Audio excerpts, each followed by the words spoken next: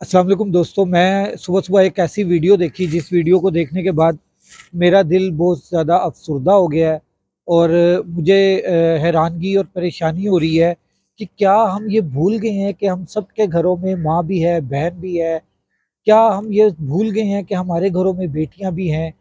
ये इतना ज़्यादा जुल्म उस्मान डार की वालदा की वीडियो है, जो मैं कहता हूँ कि 70 साल की एक औरत है और उसके साथ ये सलूक किया जा रहा है कि सिर्फ वो इसलिए कि उसने इलेक्शन लड़ने का ऐलान कर दिया है, उसने कागजात जमा कराने का ऐलान कर दिया है। क्या हार से इतना खौफजदा हैं हम कि हम औरतों की इज्जत भूल गए हैं? क्या हमारे दीन ने हमें ये सिखाया है? क्या इस्लाम ने हमें ये सिखाया है? इस्लाम तो जंग में भी औरतों का जो है वो अदब सिखाता है। इस्लाम तो जंग में भी औरतों की इज्जत सिखाता है। इस्लाम ने तो असल में औरतों की इज्जत सिखाई है। औरतें दरगोर जिंदा दरगोर कर दी जाती थी, उनको औरतों को जो है वो इस्लाम ने जो है वो दिखाई है, उनकी इज्जत बचाई है, उनकी ज़िंदगी बचाई है।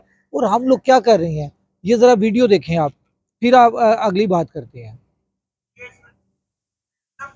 मैं आपको दिखा रहा हूँ, एक मिनट, मैं आपको वीडियो दिखाता हूँ।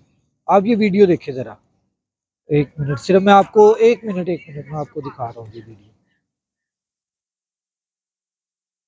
ये वीडियो है, असल में वो लग जाता है उसके ऊपर। ये देखें जी। देखो चीज कैसे पाकिस्तान, मेरी एक बेवा औरत थी, आपसे अपील है, 70 साल साथ में एक माँ भी घर पे मैं सोई हुई थी। आज फिर ख्वाजा आसफ ने मेरे घर पर हमला कराया।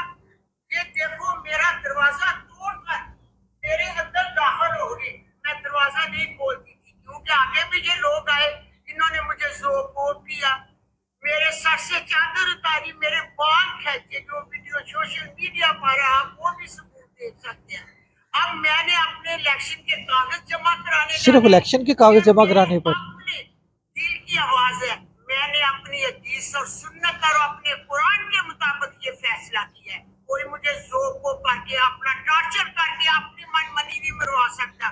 देखो मेरे घर पे उन्होंने मेरी कमीज को फाड़ डाला। जो कुछ इन्होंने किया, मेरी आपसे अपील है कि ये क्या हो रहा है, पूछिए इन लोगों से। ये हमारा पाकिस्तान है। ख्वाजा आसिफ, मेरा चैलेंज है कि मेरे घर को बलडोजर से भी ढेर लगा दो और मैदान में आओ। देखो मैं तुम्हारे शेर का क्या असर करती हूँ।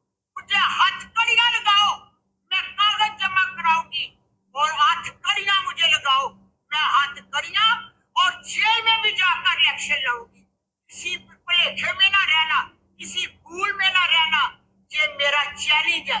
चैलेंज दिल बंदे मेरा ऐब है, मेरा पैगाम है आपको भी और शहर सियालकोट की अवाम को भी मेरा पैगाम है। जो जुल्म ये करार है आप देख रहे हैं। आपने मेरे कागज जमा कराने का सुन के 20 लोग पुलिस की आधी रात मेरे घर पे भेज दिए और मुझे सौंप करके दिए। मेरी अपील है कि मैं चीफ जस्टिस साहब से इंसाफ चाहती हूँ, मुझे इंसाफ मिले, मुझे इंसाफ मिले। जी, ये देखें, ये हाल है हमारी इखलाकियात का। क्या हमें सियासत में ये इखलाकियात दी जाती हैं? क्या सियासत इस इखलाकियात का नाम है? क्या इस सियासत जो है वो इस इज़्ज़त तातार करने का नाम है? क्या सियासत जो है वो लोगों की प्राइवेसी चादर चारदीवारी को लांघने का नाम है? नहीं, नहीं, खुदा के लिए कुछ सोचें। हमारी आने वाली नस्लों को वो सबक दें।